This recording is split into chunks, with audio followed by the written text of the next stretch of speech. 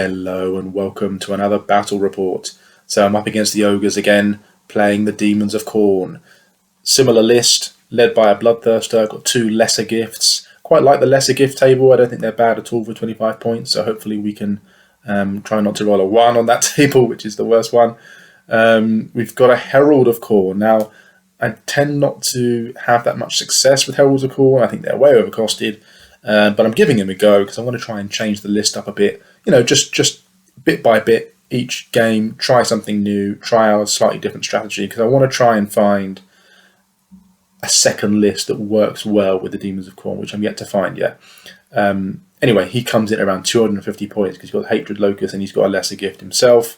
So pretty pricey, but let's see how we get on with them. He's in a group of 3 Blood Crushers, with full command and the Banner of Eternal Flame. There's another unit of 4 Blood Crushers with the full command and Gleaming Pennant.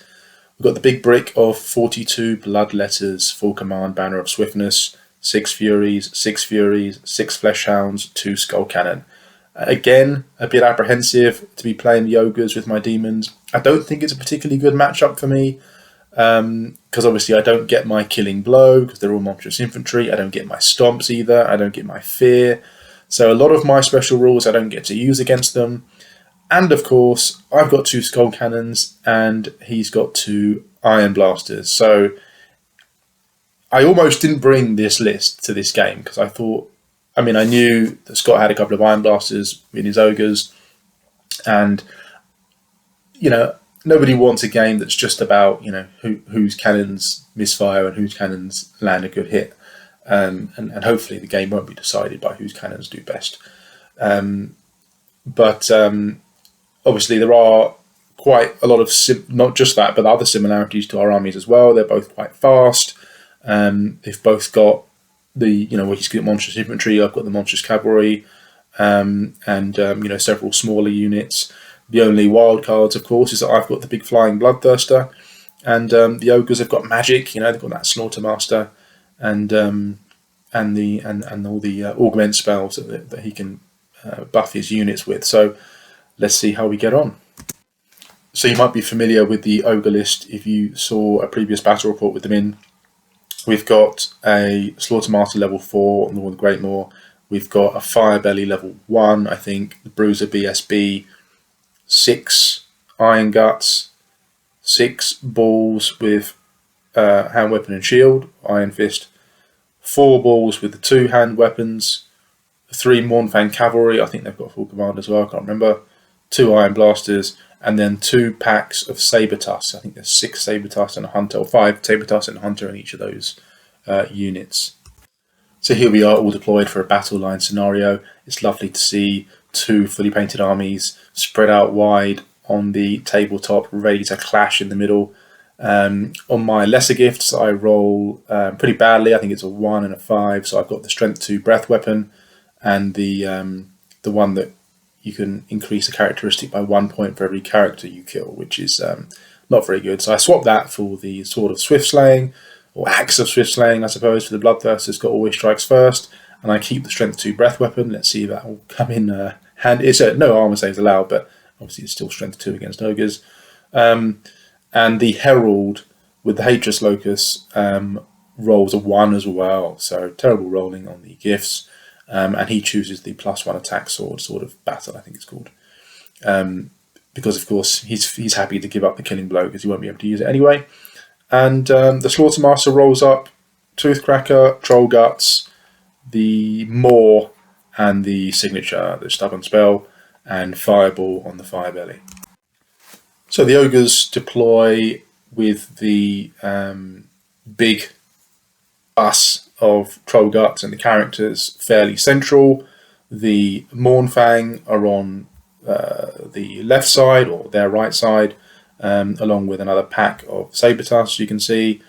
On the right side of the board then you've got the 2 units of Bulls, and then the last pack of Sabertusk on the flank. In terms of the Demons, I've stacked my army pretty heavily to one side. So I've got my Horde on the right flank, Bloodthirster behind the building, obviously trying to preserve his life for as long as possible until I can take out those cannons. And the Blood Crushers quite centrally with the Furies in behind and the flesh hounds in the wood. I made a bit of an error though in the deployment because I just forgot that the saber packs can vanguard, and my group of blood crushers on my left flank, which are actually pretty central in the board, can be outflanked there, because obviously if the ogres get first turn, he'll be able to get that pack of saber tusks out of the charge arc of those blood crushers. So quite a big error on my part. Just forgot that they could vanguard, and then obviously the ogres get first turn, and what are you going to do?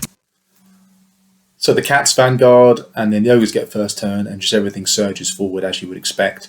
The iron blasters pop out of their hidey holes and start shooting. I should mention that Scott rolled a 3 on the Winds of Magic, and the magic phase was pretty insignificant. Although, I suppose looking back, it's quite a good time really to roll low on the Winds of Magic, because the only spells he's got are augments, which aren't useful until he's in combat, and a few magic missiles, which against my army, we've got magic res across the board, so you're not going to do too much of the magic missiles anyway. So quite a good time to get a low roll on the Winds of Magic. And then the skull cannons fire. They take 1 wound off one of my skull cannons, close shave there, and 2 wounds off one of the blood crushers. So quite a win, I would say. Obviously, for me, not losing my cannons in turn 1 is a good thing, although turn 1's not over yet, and I suppose I could still misfire. But I had positioned my cannons sort of behind those blood crushers to try and take a cannonball and try and preserve them in turn 1, which came off for me. And I haven't got turn 1 in a long time. I don't know. For some reason, I can't remember the last time I actually got turn 1 in a game of Warhammer. Even at that tournament I went to, I'm sure I played 5 games and went second on all 5 games. Or maybe one of them I went first, but I can't remember which one. I think it was the very first game back in that tournament. Sorry, I'm going on for a tangent here.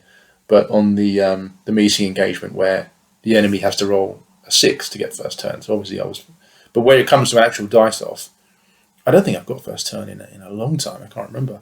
But I was pretty happy with at least being able to survive this without losing my cannon. So on to Demons turn 1. So Demons turn 1, and with the ogres bearing down on me already sort of within charge range, I've just got to go for it straight away. And on turn 1, I launch forward with everything, with a number of cheeky manoeuvres, trying to chaff up units on my left flank with my Furies. My Flesh Hounds go to within 1 inch of the big bus there to try and tie them up for a turn on 2. And then my Blood Crushers advance to try and see if we can get the charge on the Mournfang Cavalry. Now, I've positioned it so that his main units, the Gut Bus and the Mournfang, won't be able to charge my Blood Crushers or overrun into them either. And hopefully I can get the charge off against the Mournfang. But obviously, I'm sure Scott will have some tricks up his sleeve to try and prevent that. And then on the other flank, I surge forward with those Bloodletters, really not being afraid of much because they're 42 strong. And on that flank, there aren't any other big units that are going to be able to chew through them very quickly. And with all the ranks and banner and so on, I think they can handle those unit of balls and that unit of cats in front of them. So they're just going forward full pelt. And then I pivot both of my cannons to see if we can get one of the Iron Blasters. So rather than doing 1 cannon on each Iron Blaster, I'm focusing both cannons on 1 Iron Blaster to see if I can take it out and reduce the shooting. And hurrah! I do manage to take out an Iron Blaster with the first cannon. So I made on hindsight, I suppose I could have tried to get both cannons, because obviously with this type of war machine on a chariot, you can only fire in the direction that you're facing. So once the first cannon takes out your target, the second cannon doesn't have anything to shoot at, unfortunately.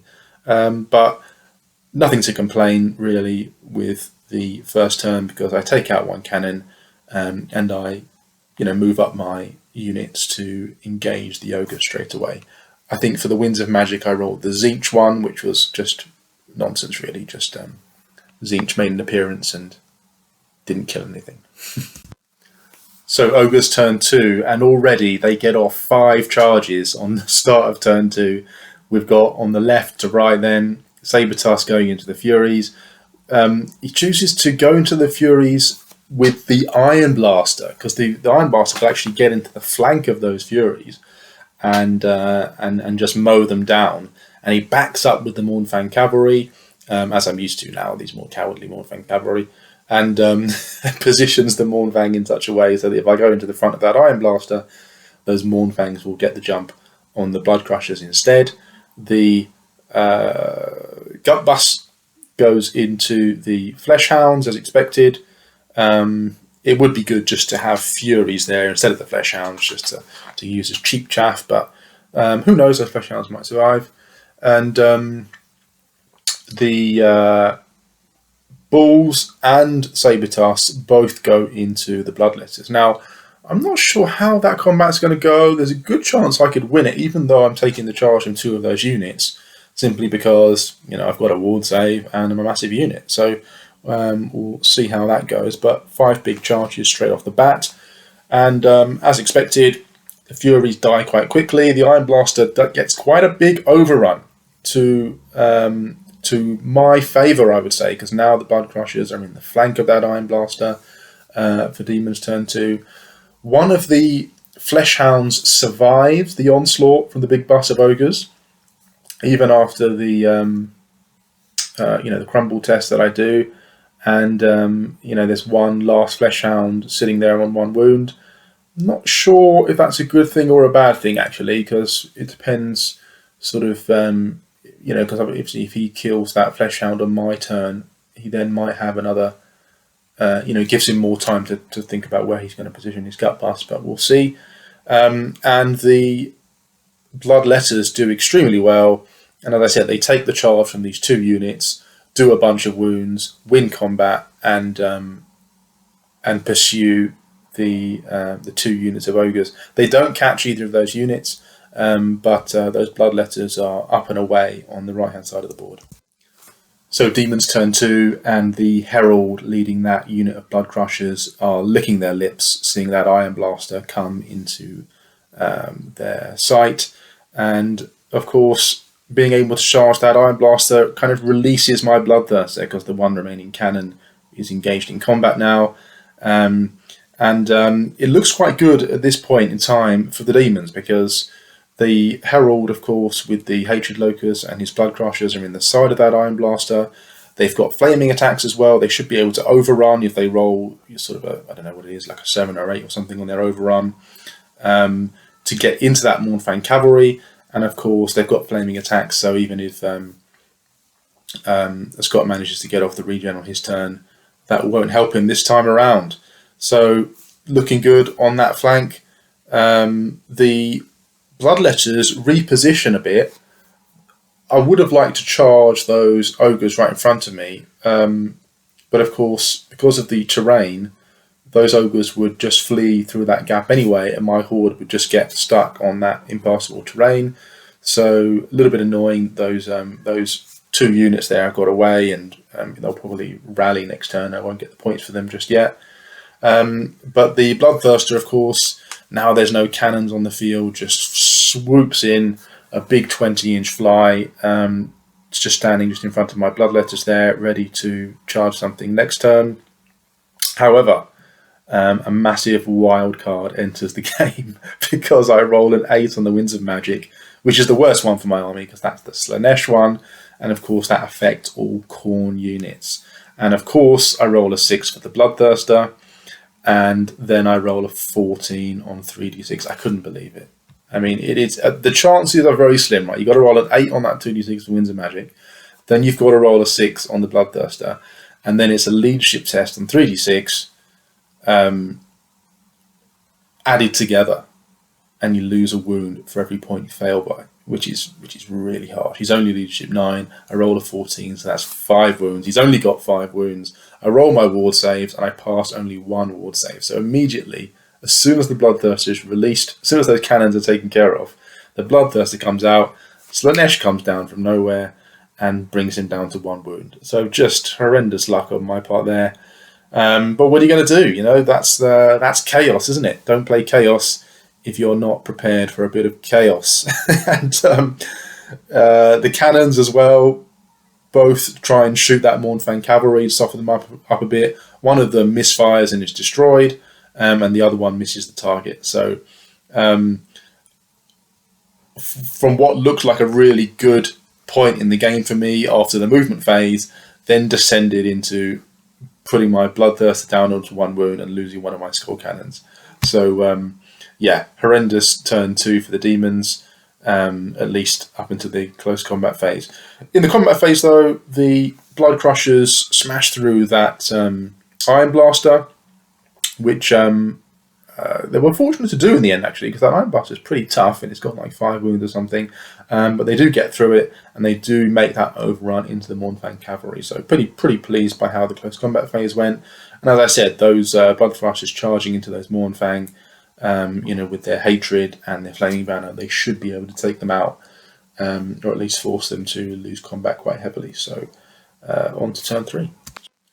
So having destroyed that last Fleshhound in turn 2, the Gutbust swivels round to try and help out the Mournfang Cavalry. Now this kind of took me by surprise, because I was sort of expecting Scott to think, well, I've lost that Mournfang Cavalry unit now, because they're not going to attack before those Blood Crushers. They're outnumbered and they've lost the charge, so I was expecting that Gutbust to carry on marching off towards my lines. But no, they turn around and charge the flank of the Blood Crushers behind them.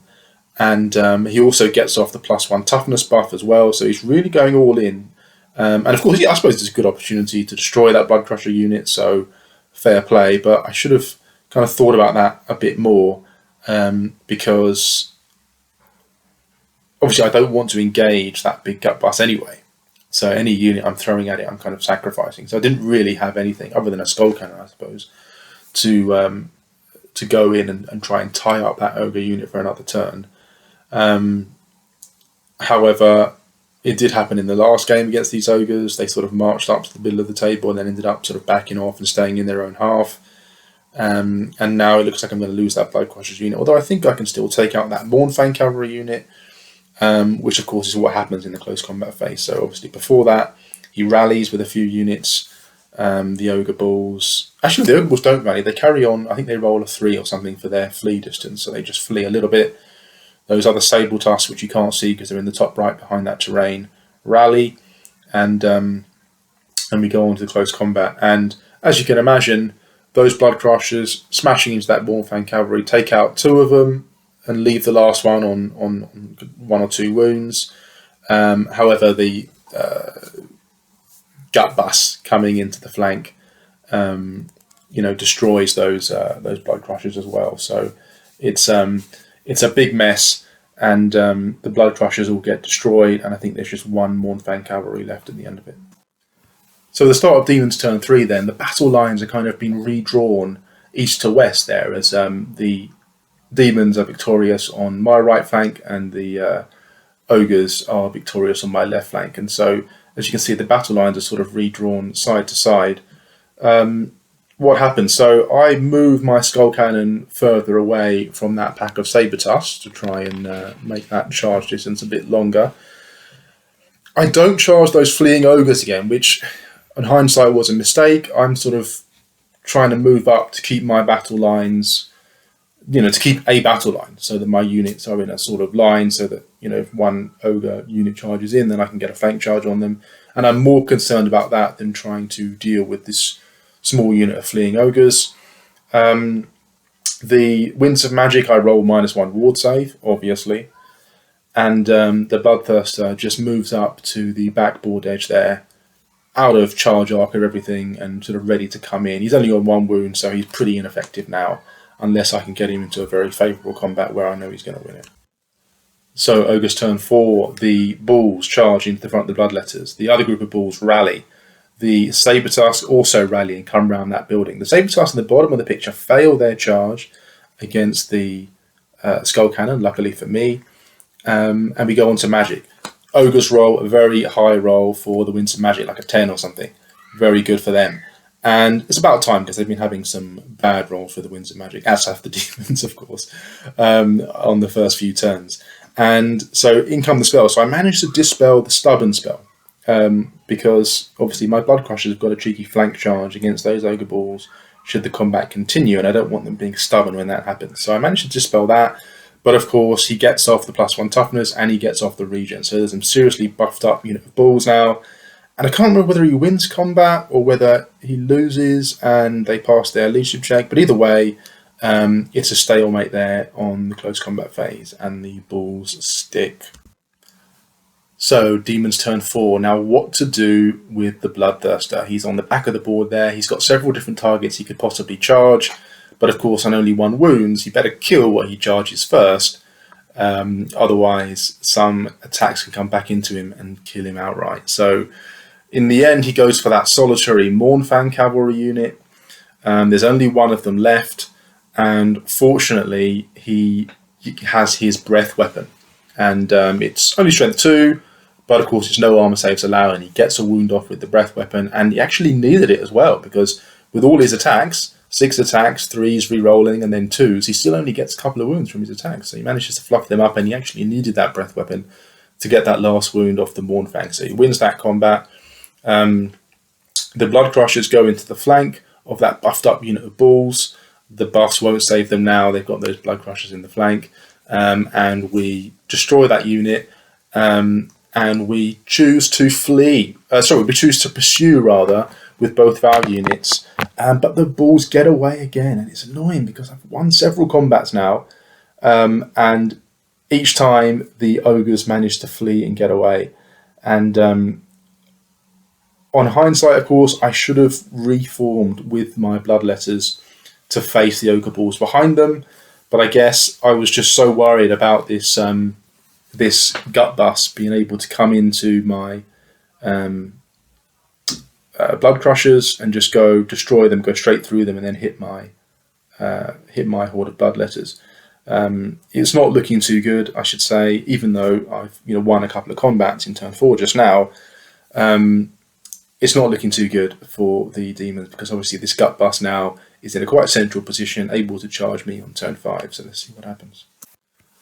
So Ogre's turn 5 is not as eventful as it could have been. The gut bus fails its charge into the blood crushers. So do the saber tusks fail their charge as well. Those ogre balls go into the rear of my bloodletters. So obviously on hindsight I should have turned them around, and they kill a bunch of bloodletters and of course stick on the unbreakable horde.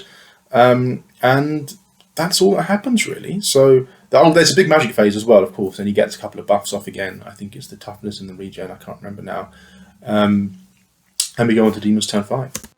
So it's Demons turn 5, and this really is the crucial point in the game. I've got a big decision to make about what I do with the Bloodthirster, and whether I try and engage these Iron Guts or not. So on the one hand, I could get the Bloodthirster into the flank of those saber tusks there. He's unlikely to take a wound. He's very likely to kill those saber tusks. He's unlikely to take any wounds back. However, he's in the same combat as those ogres and those bloodletters, which means that those ogres could hack up a bunch of bloodletters, win combat, and then kill the Bloodthirster on the demonic instability. So I don't want that to happen. And if I go into that Iron Gut bust, then it's quite likely that the attacks back from the ogres are going to kill the Bloodthirster anyway. However, what options do I have? I've got to do something with this Bloodthirster if I'm going to have a chance at winning this game. So in the end, I decide to go for it. I think those bloodletters can hold off. There's enough of them to just survive for another turn.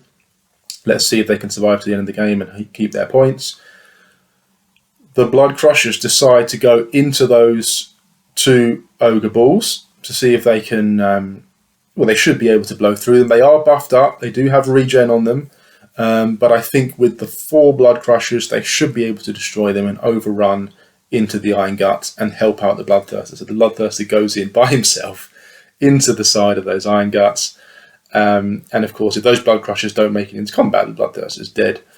The Bloodthirster might be dead anyway, but I was sort of thinking, okay, there's the Fire Belly on that side and the BSB. If I can do enough wounds to take out the 2 Iron Guts on the back rank, that will mean that there's no actual Iron Gut attacks coming into the Bloodthirster. And of course, the Bloodthirster's weapon skill 10, so the ogres will hit me on 5s. Toughness 6. I've got a ward save. I could survive, and hopefully I can try and win combat. The Skull Cannon charges into the saber tusks, And I can't remember what I get on the Winds of Magic, but we go onto the combat, and everything's engaged in combat now, so it's really, can Khorne bring it home for the Demons? So the Skull Cannon does tremendous, and they're pretty handy in combat, these Skull Cannons, because obviously the cannon itself fights just like a Juggernaut, strength 6 on the charge, you've got the impact hits, you've got the 2 Bloodletters who can use Killing Blow against Saber Tusks to take off their 2 wounds. And wins combat, they flee, and of course I don't manage to run them down yet again, so that cannon is pursuing those Saber Tusks at the bottom of the table. The Blood Crushers hack apart those 2 Ogres and overrun into the Gut Blast, which sets up the main combat in the middle of the table. And it's a huge charge. However, there's 2 characters in the front rank, so I don't get all of my Juggernaut attacks on the unit. The Bloodthirster kills one of them, and luckily the other Juggernauts manage to kill the other Iron Gut, so the Bloodthirster isn't going to have any Iron Gut attacks hitting back on him. However, I do take quite a few wounds from the Slaughtermaster and the BSB in the front, but combined with my charge, my banner, my flank charge and so on, I managed to win combat quite well. However, the Slaughtermaster has the Crown of Command, so it's all down to this leadership roll. 9 with a reroll. First roll, he gets a 10. Oh my gosh. And my heart's beating hard, and then of course he passes on the second roll, and that really was game just there. I mean, it went all down to that last roll, you know, on leadership 9. Stubborn with a reroll, and yeah, he passed. So the Ogre's stick, it's not looking good for the turn 6, but it could have all went the way of the Demons if he had failed that last leadership test. It wasn't to be. So turn 6 then, the Ogres are pretty much able to clean up with the main combat going the way of the Gut Bust, as you can imagine, and the unit pops through the demonic instability, and Bloodthirster dies to the Firebelly, and they also grind out the combat against the Bloodletters, who aren't able to pass their leadership test and turn around, and so the Bloodletters get destroyed as well. I do have some luck at the bottom of the table with the Skull Cannon, who manages to charge those Saber Tusks again in the last Demon's turn 6 and wipe them out and destroy them. However, you know, I've lost the rest of my army, so all I have left is the Skull Cannon at the end. So final thoughts then. Very enjoyable game as usual. I did make a few mistakes. I think in turn 4, not reforming those Bloodletters and choosing to pursue forward instead was a bit of an error. And it was annoying that I didn't manage to cut down any of these Ogres, because I won quite a few combats against the smaller units.